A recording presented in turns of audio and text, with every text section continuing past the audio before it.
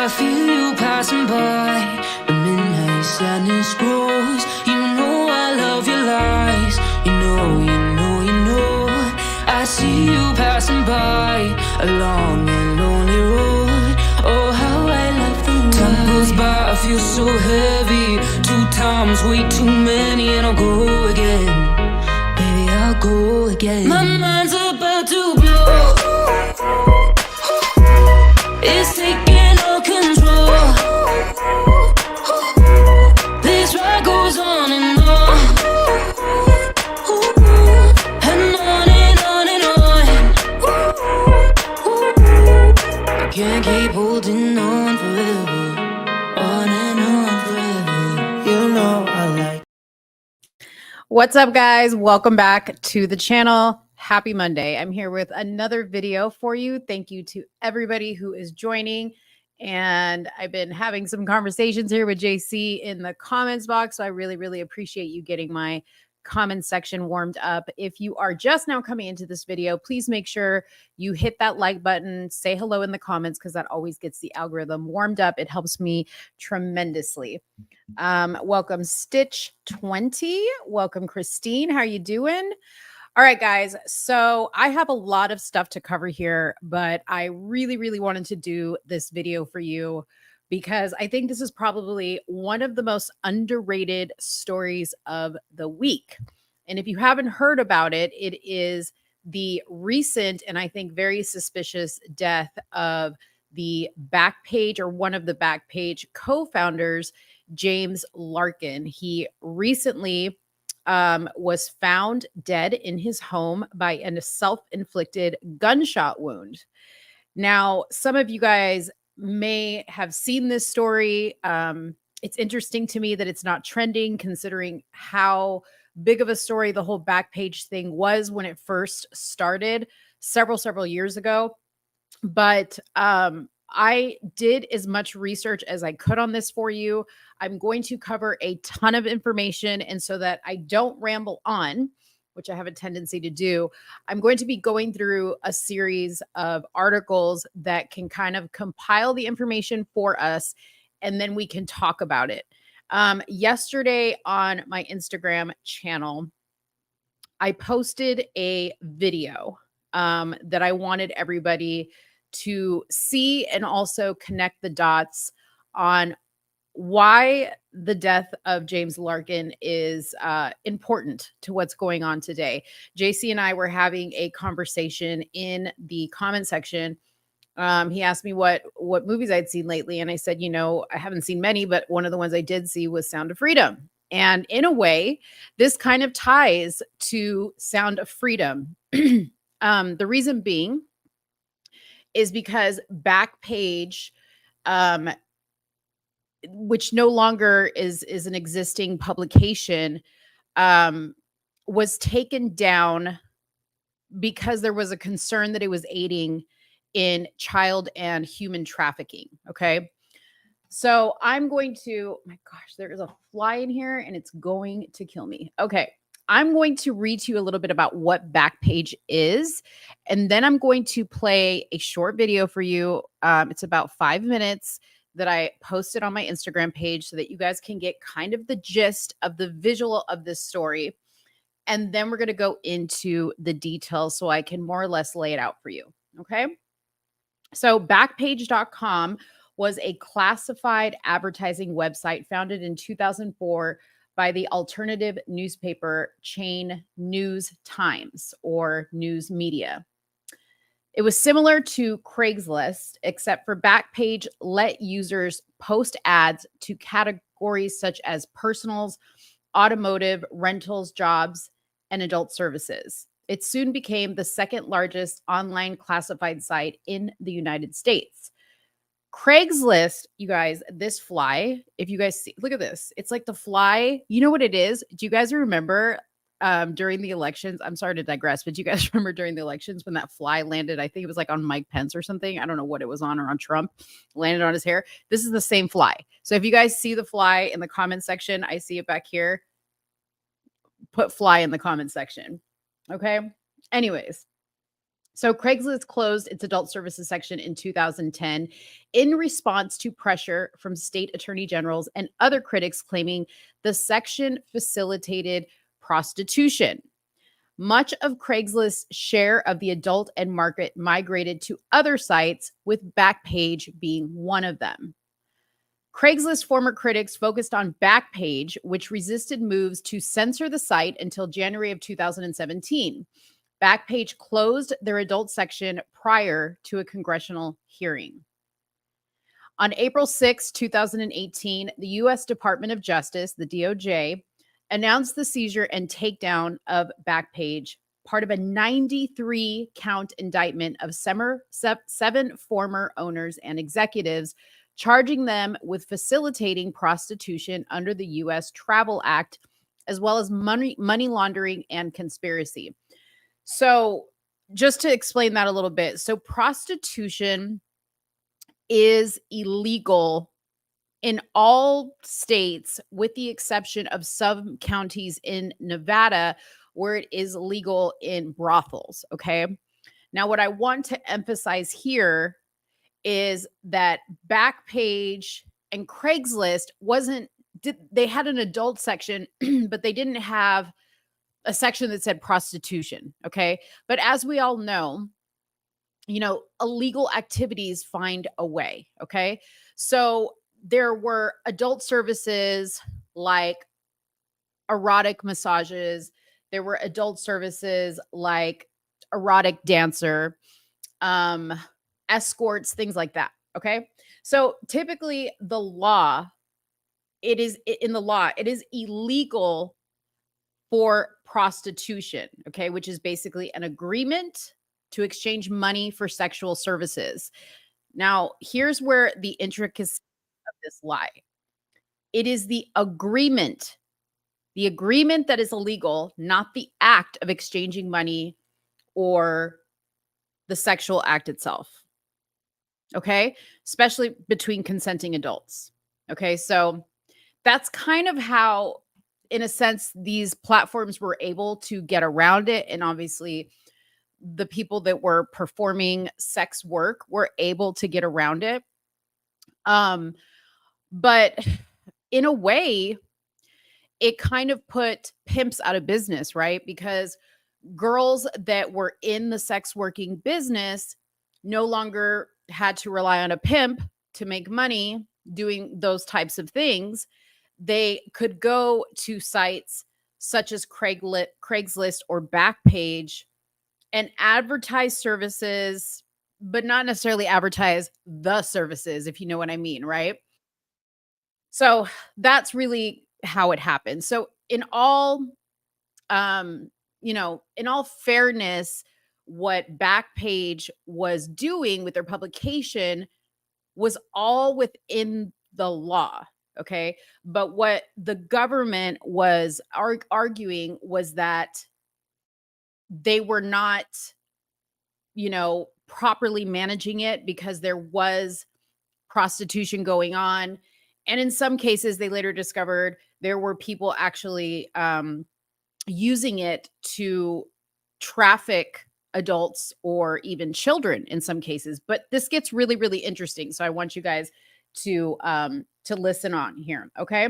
So in July of 2018, a superseding indictment increased the number of counts from 93 to 100. In August of 2018, one defendant accepted a plea deal. That defendant is Carl Farrar. Okay, so I want you to remember that name.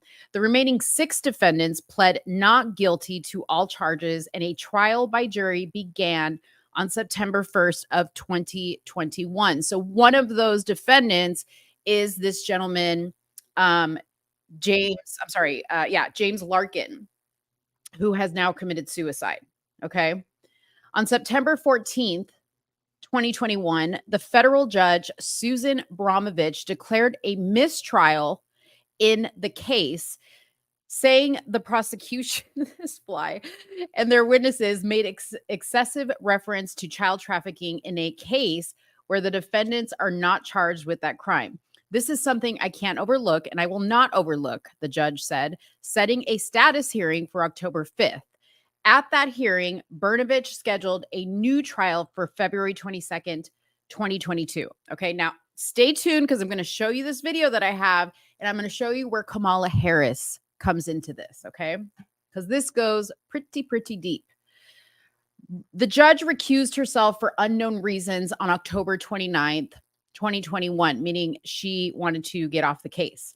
And federal judge Diane Humatua was chosen to replace her. Humatua is the fourth judge to be assigned to this case so far. Makes you wonder why no judges wanted to be on this case. Okay.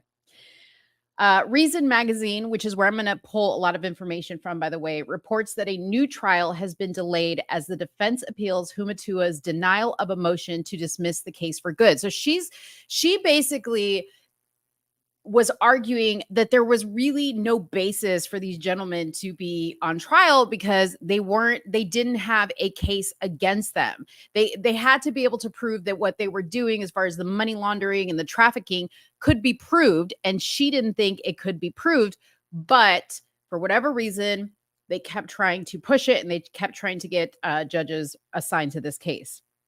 On September 21st, 2022, a 3-judge panel of the Ninth Circuit Court of Appeals denied the defendant's request that the court reverse Humatua and dismiss the case because a new trial would violate the U.S. Constitution on double jeopardy. Okay. Now, I'm not going to keep reading, but some of you guys may have seen throughout the years that these gentlemen, in regards to this Backpage stuff, have gone before Congress to testify. Okay. Now, when they testified, I forget the exact constitution or statute that they referenced, but they basically didn't say much when they were called to testify because they kept saying, I remain silent under this, whatever. So they kept citing a law. So basically they didn't answer anybody's questions. Okay. So now let me go back to Larkin, the gentleman that took his life. So he was 74 years old. And as I stated, he took his own life on last Monday, just a little over a week before he was slated to stand trial. So they were going to start trial again. It was supposed to begin tomorrow. It is now announced that it has been delayed to August 29th. But funny that he was about to be on trial and he unalived himself, or did he? So he was standing on trial for his role in the web classified platform Backpage. He was an entrepreneur, a journalist himself, a First Amendment warrior. James died just a little over a week before he was slated to go on trial, blah, blah, blah, blah, blah. I already said that. He was a native of Maricopa County, Arizona.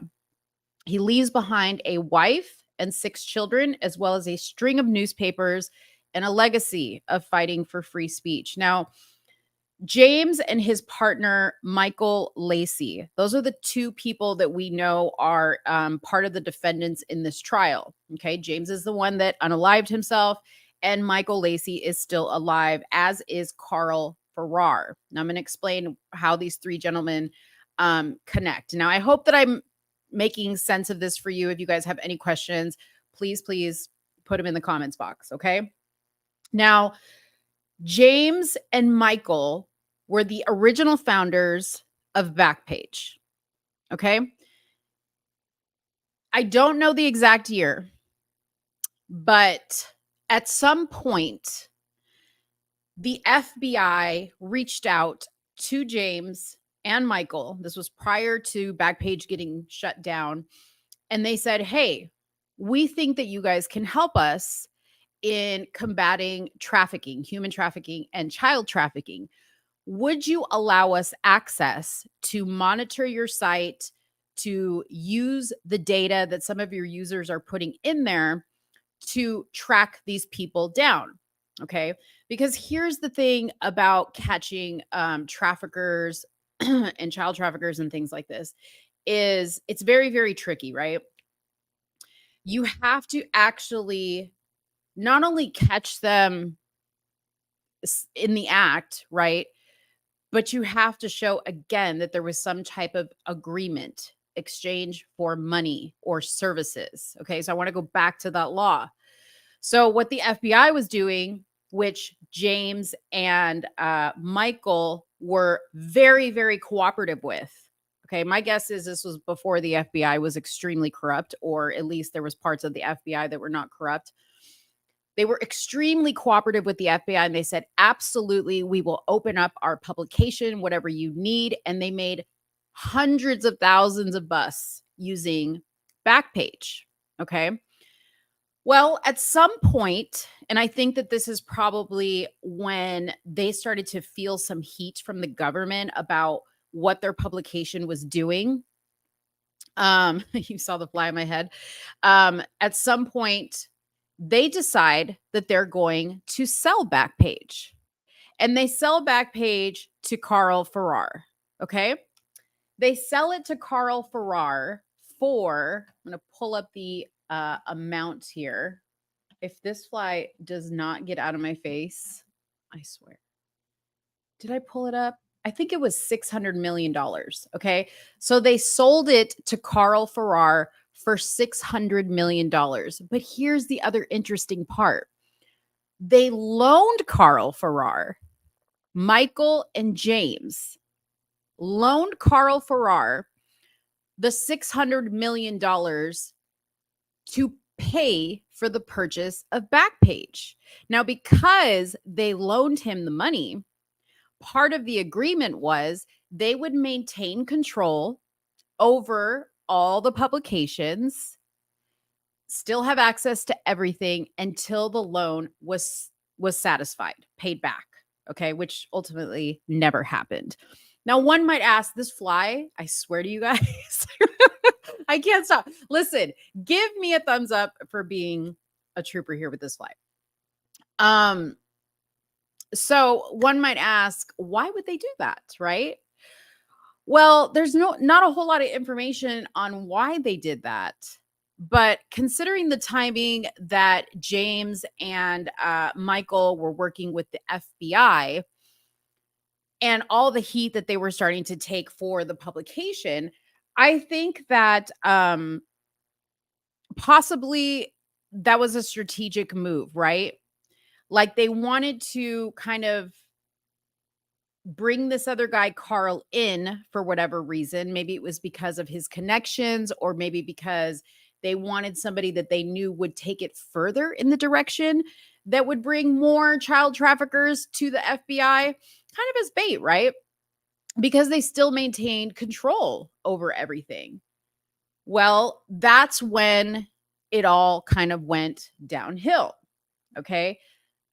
The new CEO, Carl Farrar, the guy that borrowed the $600 million from the previous two founders to buy Backpage, pleads guilty in 3 states for basically everything that they were accusing Backpage of doing.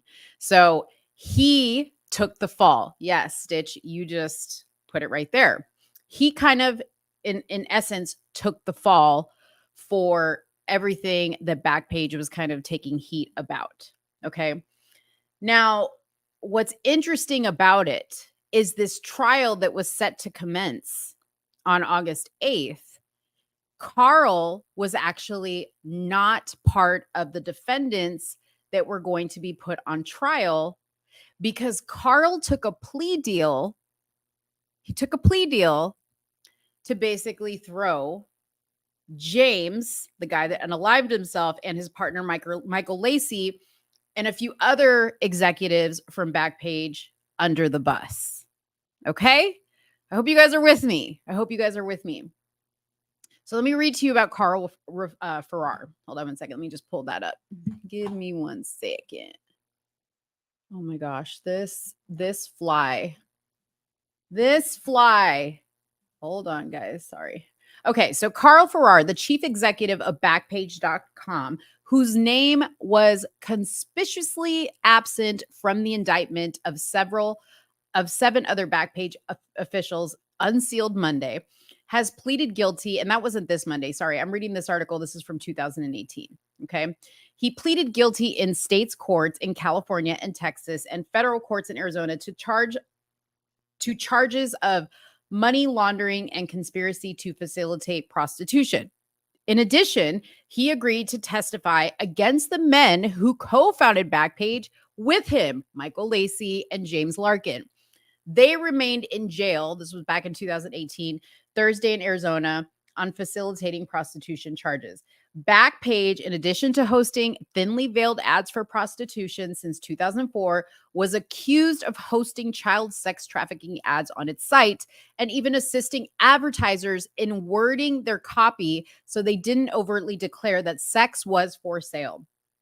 Federal investigators allege in a remarkable 3-paragraph admission in his federal plea agreement, Farrar wrote, "I conspired with the other Backpage principals to find ways to knowingly facilitate the state law prostitution crimes being committed by Backpage customers." So obviously he got a better sentence because he said, yeah, I was with them, but I'll tell you everything you need to know, okay?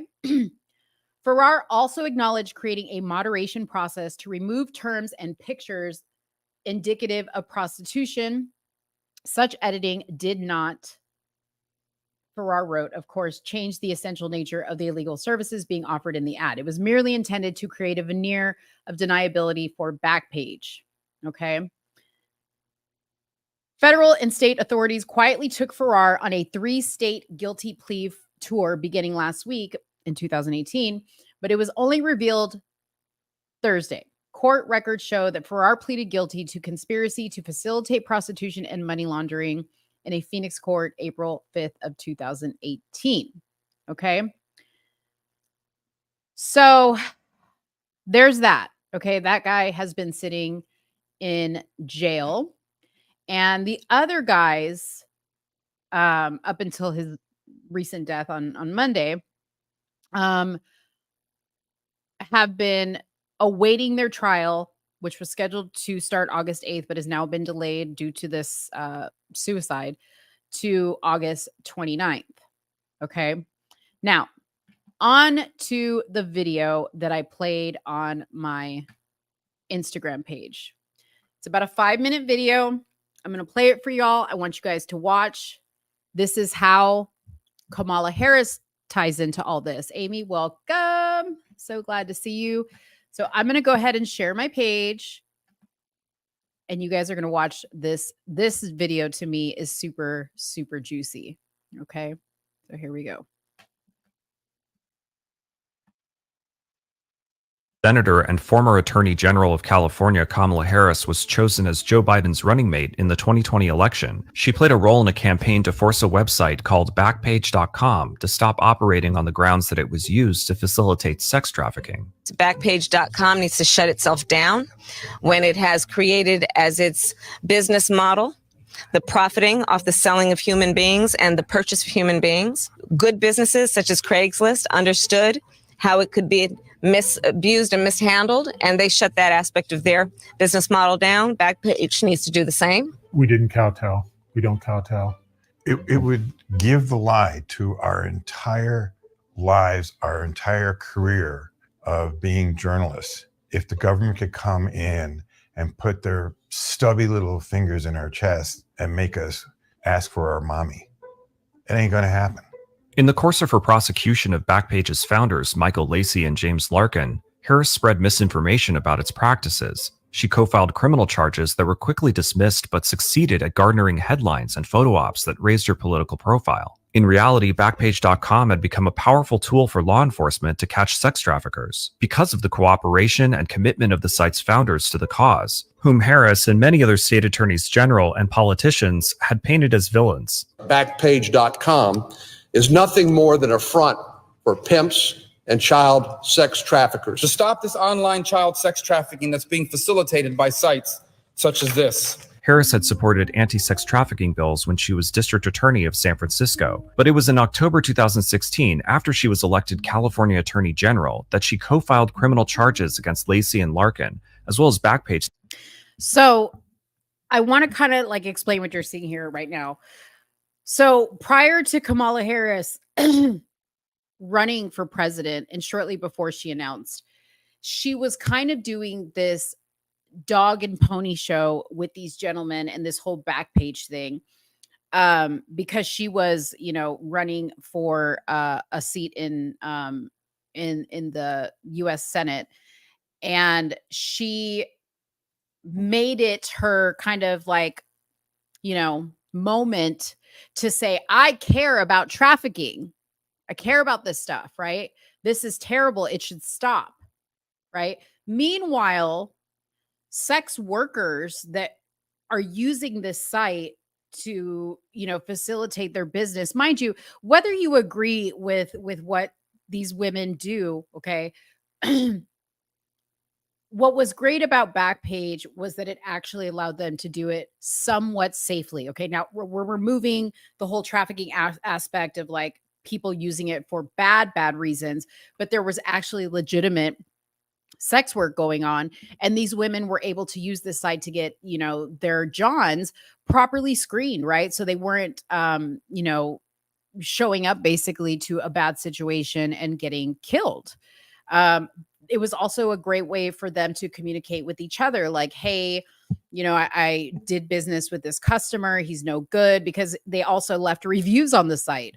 So whether you agree with prostitution or not, which I do not agree with prostitution or sex work or anything like that,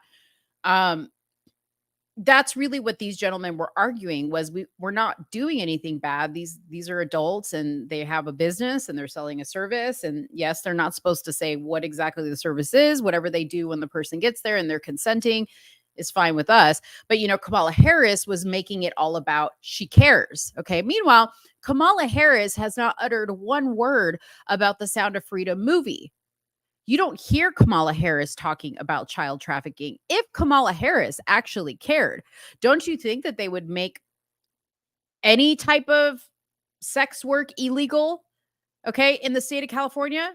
Aren't they trying to legalize or, make it okay for minor attracted people to be protected in some way? Isn't that what she's fighting for? Didn't she let a bunch of criminals go free? Right? I don't know. I'm just asking some questions here. I'm not saying it is one way or another, but I'm just saying she used this to make herself look good. Meanwhile, the judges who have been tied to this case have stated over and over and over again, you've got a nothing burger here. There's no proof that these gentlemen were a part of this stuff. Okay. She's not even acknowledging the fact that the FBI has made hundreds of thousands of busts using this website to catch people that are doing bad things on sites like this. She doesn't even acknowledge that. But let's keep watching. CEO Carl Farrar. Though accused of running a website used by sex traffickers, the charges were quickly tossed out because Lacey and Larkin were clearly protected by Section 230 of the Communications Decency Act, known as the Internet's First Amendment, which says that an online platform isn't responsible for many types of content posted by its customers. According to Lacey and Larkin, the charges were so thin there was no reason to file them, except as a stunt to raise her public profile. She does this right before the election. And inside the courtroom, there was a jail cell. They filmed us in the jail cell and then broadcast it on the evening news. So Harris gets to have her name in all the papers right before the election, saying that she's the one who helped take down these people that everyone for years has been characterizing as these big evil sex traffickers. It was a publicity stunt. Lacey and Larkin spent 4 days in a Sacramento jail. She knew that Section 230 barred her from bringing these charges, but she brought them anyway. And of course, a judge threw them right out. So Harris filed another set of charges against. So Section 230, I just want to explain, and I won't talk long. Okay. Section 230 has been in the news quite a bit because it's been brought up with companies like Facebook, and Instagram and things like that. It is what protects Twitter is another one. It's what protects these social media companies from what is said on their platforms, right? So that basically recuses them of being responsible for anything that a user like you or I would post on their websites, because they're just hosting a platform. Okay. Now that was a topic of discussion because so many of us were getting, taken down for doing just that, right? Expressing our opinion. But if it wasn't the opinion or the narrative that they wanted us to express or, you know, post about, then they would take our accounts down or they would shadow ban us. But their defense was, no, we don't do that. You know, but there was also people that were, you know, committing suicide on Facebook Live, right? Like posting videos of people beating other people up and hurting one another, and, you know, women doing lewd acts, right, on Facebook. But they were saying, no, that's not our responsibility. We don't co-sign what anybody posts on our platform. We're just the platform for them to do it.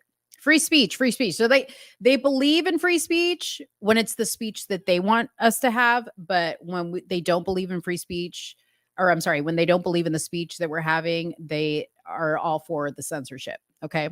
So let's keep watching. It's almost over. It's the three men. Harris was trying to say that Farrar and Lacey and Larkin, by virtue of having this site and knowing that sometimes, you know, bad things happen there, that they were guilty. These other pimping charges later get dismissed too. Journalist Elizabeth Nolan Brown writes about sex workers in the criminal justice system, and she's been covering the lawsuit against Backpage, which recently got rescheduled to 2021 because of COVID-19. Brown revealed secret Justice Department memos showing prosecutors spent years trying to build a child sex trafficking case against Backpage, but failed to uncover compelling evidence of criminal intent or pattern or reckless conduct regarding minors.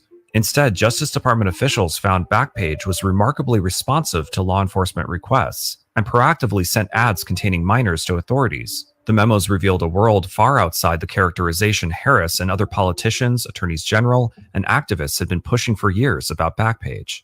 To be clear, this is a crime. It is a crime that is rightly punishable by incarceration in prison. On January 10, 2017, Harris, who had been elected the junior senator from California, participated in hearings on Backpage. These individuals must be held accountable. These allegations must be given voice. And we have to do all that is right to make sure that we as a civil society protect always the most vulnerable among us and not take advantage of them, assuming nobody will care. These hearings have made clear we care. Meanwhile, she's advocating for, you know, sex change laws and, you know, men and women's bathrooms and whatnot. I want to point out that since Backpage has been taken down in an effort to combat child sex trafficking or trafficking, human trafficking in general, trafficking has gone up 800%. 800%. Because it's very hard to combat the trafficking if you haven't combated the demand. And again, I go back to the question I asked when I reviewed Sound of Freedom. Why is there such a high demand? Namely, in the United States. The United States is the number one demander of child sex trafficking. They are the bread and butter of child sex trafficking. Okay. So one has to ask themselves, in order to actually fix this problem, why is there such a high demand for child sex trafficking or human trafficking in general? Is it because our society is mentally ill? Is it because our society is now becoming very sexually confused? I think that that's what it is. So like the more you see this type of stuff, the more you have to ask yourself, is this just showboating or are they actually doing something about it? Let's keep watching. As Harris and other senators characterized Backpage as complicit in sex trafficking, Justice Department memos reveal law enforcement officers the country over were working with Backpage employees, taking seminars on how to use the site from Backpage lawyers, and coming to rely on the site for sex trafficking investigations. A 2012 memo described the Backpage data as a goldmine of information for investigators. So many different people put on this huge show of making them the villain in this. A lot of people in government actively made the calculation to make life more dangerous for both sex workers and sex trafficking victims in order to satisfy this crusade that they were on publicly. On April 6, 2018, the FBI raided the homes of Lacey and Larkin and accused them of running a website that facilitated prostitution. Their trial is scheduled to take place in January 2021. It's hard to make us feel guilty. We're Okay? not guilty. We're not guilty. Okay, you can't talk me into it. It's an evergreen political issue. Always works. They're waiting to be governors or senators, presidents. That's what that was all about. All right. Shout out to Reason. I'm absolutely loving their articles and their content. So I thought it was important to kind of show that to you. And I hope that that kind of pieced it all together so that you know where we are, okay, with this whole thing. So I wanted to make this video because I wanted to say this, okay? And this, again, is just my hunch. I think that the reason why the corrupt part of the government, if it's not all 100% corrupt by now, Kamala Harris, you know, a corrupt DOJ, wanted to take Backpage down, not because they were trying to save people who were being trafficked or children who were being trafficked, but because they were trying to protect their bread and butter, which is human trafficking. Human trafficking is what makes these people money. Now, I am not saying that I know for 100% fact that the individuals I named are directly involved in such activity. I am just speculating. Okay. I think that one of two things happened. Either, well, one of three things maybe. Either they unalived James Larkin because he was probably going to go before this jury and say a lot of stuff that they didn't want him to say. And this is probably going to be their last chance to bring these people, you know, to trial for something like this. It finally, the other one is it either finally got to him and he did unalive himself.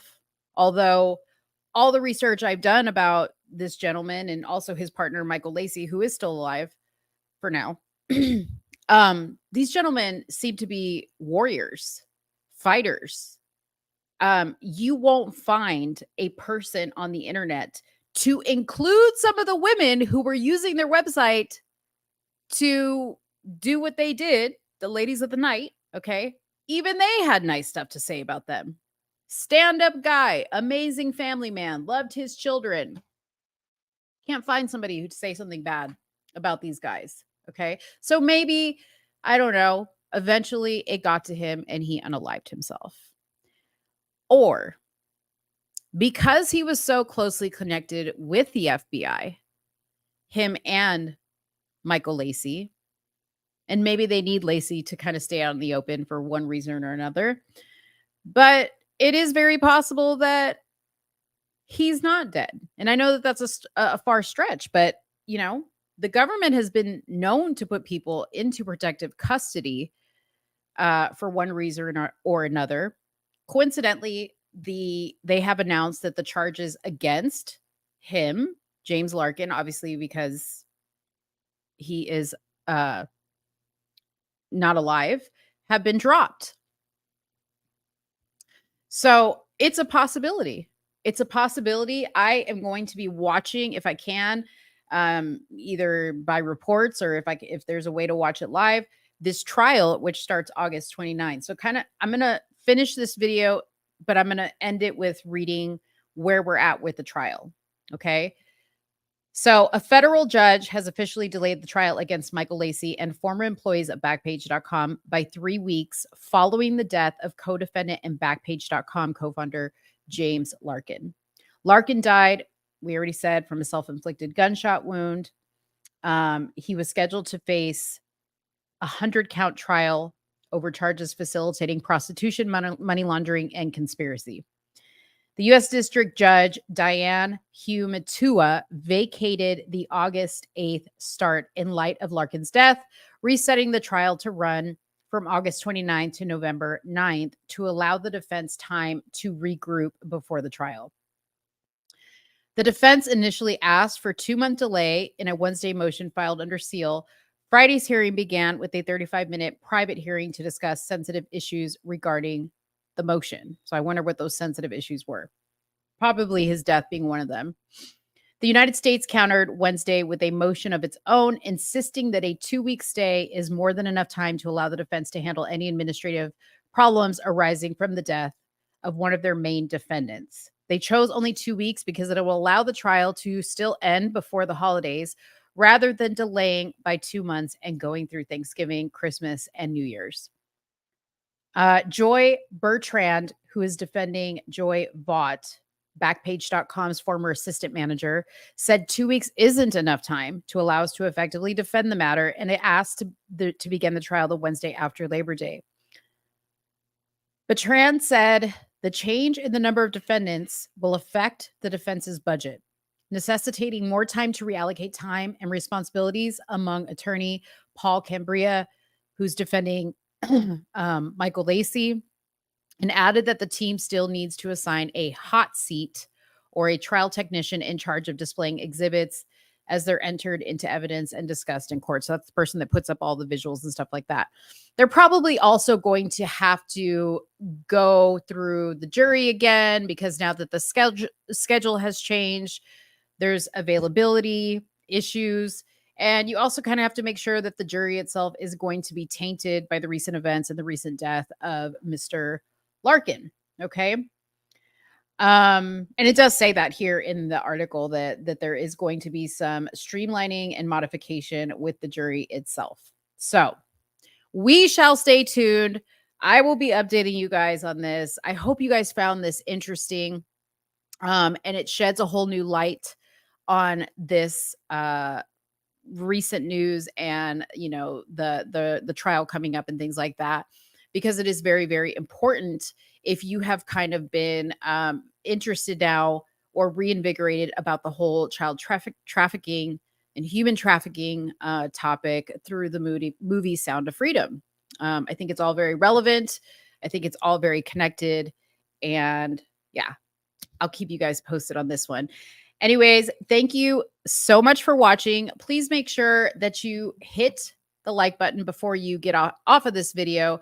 Make sure that you are subscribed to the channel.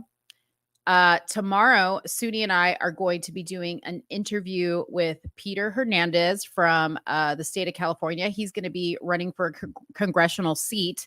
But we're going to be talking about his experience dealing with the log cabin Republicans. That is basically the gay Republicans who Trump also works and raises a lot of money through.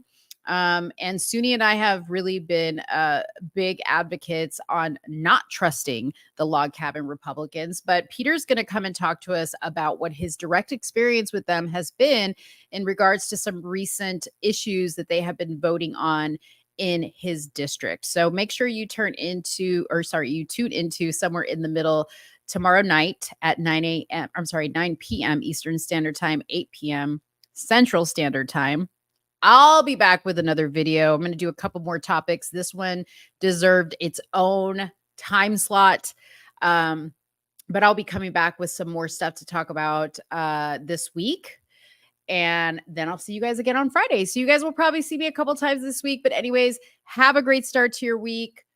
I am grateful you guys came to watch, and I'll talk to you later. Bye-bye. You know, I feel you passing by. The midnight sadness grows. You know I love your lies. You know. I see you passing by along a lonely road. Oh, how I love the night. Time goes by, I feel so heavy. 2 times, way too many, and I'll go again. Baby, I'll go again. My mind's a